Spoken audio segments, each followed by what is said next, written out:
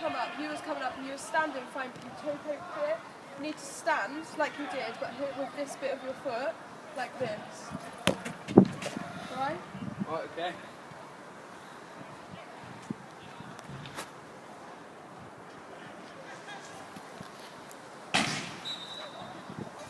That's much better.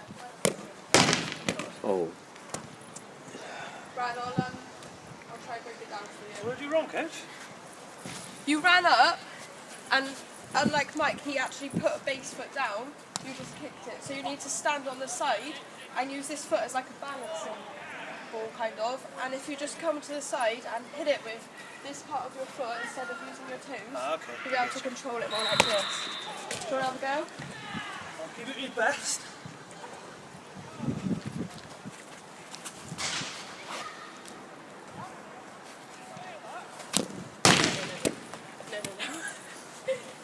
You need to hit it with this part of your foot.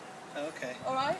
Yeah, so this part. Yeah, so when you're running up to it, if you stand next to the ball, come here, and use this foot as like a balancing ball, so put it here, and then when you're going to it, just kick it with this part of the foot, and just slowly push it into the goal, alright? Alright. Yes. This coaching technique is effective demonstration, where I, as the coach, I saw that the athletes were struggling and not using the correct technique. I then broke it down for them just in small sections to make sure they understood. I've made it an effective demonstration to the player as it is specific to the sport, as there's no point in teaching them how to pass a rugby ball when they're trying to play football. You use the effective demonstration when the player can't grasp the correct technique. You then break it down and go into more detail so they still don't understand. So Mike, I'm just going to get some feedback on how you think that went. What did you think was good about it? I think it was good, like how you showed us, like how to do it. So first of all, you showed us how to do it, and then I grasped it really well. And then, like with Brad, he didn't grasp it so well, so you broke it down even more. Yeah. And then it allowed him to be able to perform the skill properly. Okay. What do you think I should improve on in the future? I think maybe when you went with Brad, like, and you were breaking it down even more, you kind of struggled on the coaching points, Yeah. like placing the foot and following through, and like it almost like Brad was like struggling because he was like thinking, oh, how am I going to keep my balance, Yeah. sort of thing. So maybe that's like something you Okay. should maybe explain a little bit more on. Right. Do you think the demonstration was accurate and valid to the drill that we were doing? I think it was, because to be honest, you broke it down, so you kept the player in the drill while he was Yeah. doing it. So it was a simple enough drill that you could still break the skill down, so he was able to then go back into the drill and perform the skill effectively. This was cheap and easy to do, but do you think it was still quite effective?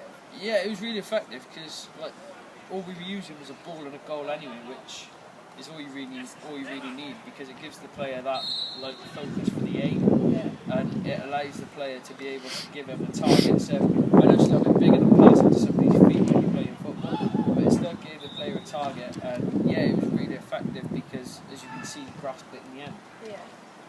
Do you think this would be better for beginners or advanced players? The drill itself would be better for beginners, but obviously if you've been playing football for a long time, I Yeah. expect that the player would already know the basics of how to pass a Yeah. ball. It'd be just like maybe little things like trying to get a little bit of curl on it, so pushing your foot outwards and around the ball to bring it back in. But I think it could be effective for both, but in different ways. Like with a beginner, it'd be like you've done with Brad, and you've showed him how to just pass the ball into, use like a push into the back of the net. Yeah. And then with the advanced players, trying to get a little bit more curl and trying to differentiate the pass a little bit. Okay, thank you. Last one. The purpose of a demonstration is to increase the player's understanding of the skill by providing an accurate model from which to learn. For players to make appropriate decisions on how to execute skills, coaches need to provide an explanation and a demonstration so the players can learn and practice. An effective skill demonstration requires careful planning by the coach. Do you agree with this and think it is important? I do, and I think it is important because if the coach doesn't plan, how do they know what they're going to do? Like, if you just jump in and you don't know what you're going to do and you just give a demonstration and it could be on completely anything. Like, for example, you said it's been specific to the player and what they're doing. Yeah. Like, if you're not planning properly, you could just turn up and you could go, right, today we're going to learn how to kick a football, when actually it's a rugby training session. Yeah. That's like a really basic example of why a coach would need to plan, sort of thing.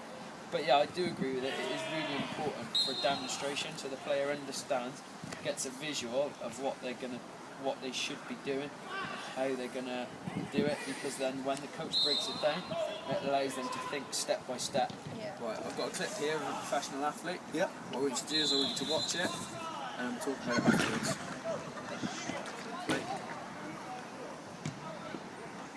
Okay. Yep, gotcha. Right, so I'll play it again. Yep. Any questions on that, Brad? No, all good. Right, so what I want you to do when you go out on the training pitch, I want you to replicate that throwing technique, alright? And we'll Yep. go for it, okay? Happy? So grab me by the neck and don't you ever let go. Mess me up so good until I'm begging for more. You tear me apart like an animal. That went out on the training pitch. Pretty good actually, thanks Mike. Do you think that the video helped you more? Yeah, a lot more. I can understand, seeing as he was a professional, I can understand, see visually what he was doing, whereas earlier I was throwing and admiring my throw, whereas watching Hibbard, he all the way through, just followed through with his hands, he was watching for his target, so he picked up little details that just helped. Do you think there was anything that maybe could have helped you along with that? Like, maybe I can use next time when I show somebody? Maybe if you talk through the video with me a little bit, Yeah. have you noticed anything he's doing here that you're not? Because I might not have even picked up, hopefully I did, but I might not have picked up anything. Yeah. And you could have spoken to it, so what do you think about this area here? And I can go, actually, yeah. So I maybe could show develop on that a lot. show it to you once and then talk through it the Yeah. second time with you. Yeah. So talk through it the points, like, because you've obviously picked up the image of how to do it, so then maybe talking through it as well, because then you can see the points I want you to pick up. Is that what you mean? Yeah. So then, do you think that it was effective and that it was cheap, or do you think that it could maybe be done in a different way? I think the way you did it was good. Obviously, like I said, elaborate on it, Yeah. explain a little bit.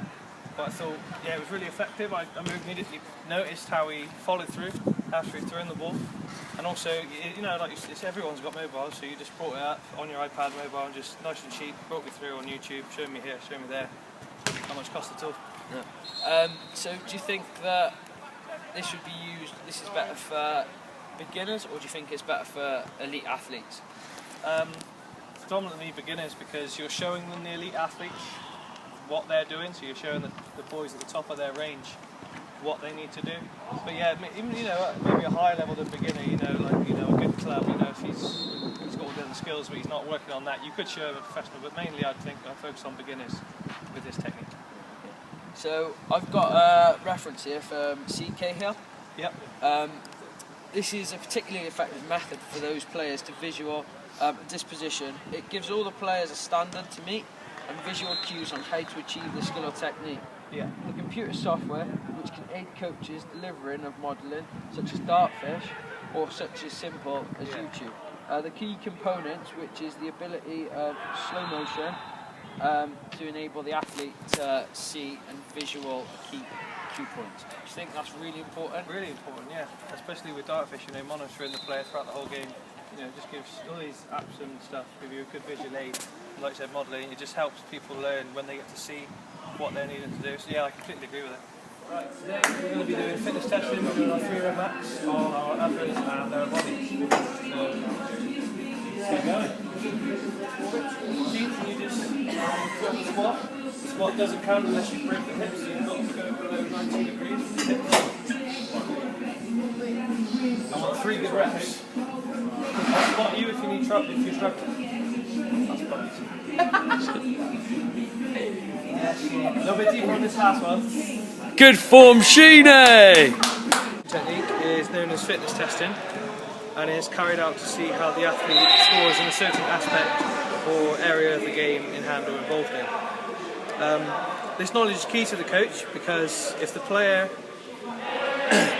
for example, is in the front row and they're scoring below the benchmark or the average score at the level he's playing at on something as valuable as back squat, being a front rower, his lower body power,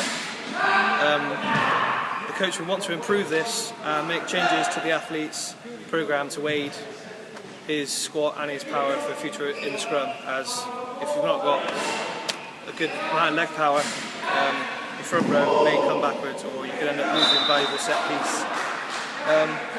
The test would be carried out at the start of the season, so pre-season, middle and end. They're tested throughout the year, firstly to see what standard they are at, so the programs could be set, which they will then work on throughout the year.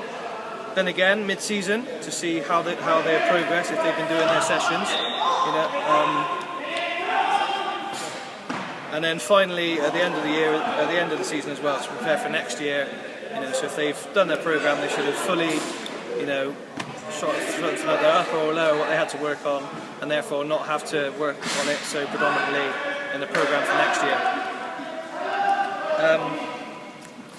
It is tested and watched by the coach to make sure the correct technique rules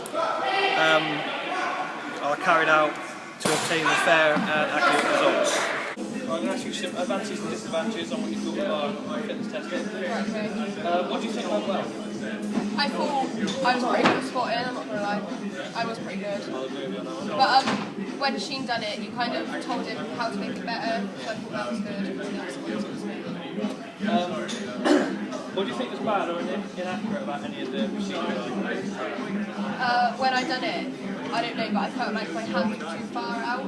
Maybe they weren't close enough, so if you could like picked up on that and like adjusted it to make sure I was do you think this is expensive or easy to carry out? It's easy to carry out when we've got the facilities here and we can use the gym and stuff, but if we didn't have the gym, I think it's very expensive. Okay. And also got a reference from Adam B. He says fitness testing is a way of giving information about health-related and skill-related components of athlete's fitness. Testing can take place in a number of environments. Laboratory testing is most accurate, however, there are a large range of tests that can be carried out away from the lab, which provides a lot of useful information. Do you agree with this or disagree? Yeah, I agree. Like I said, I think fitness testing, yeah, you can go outside, use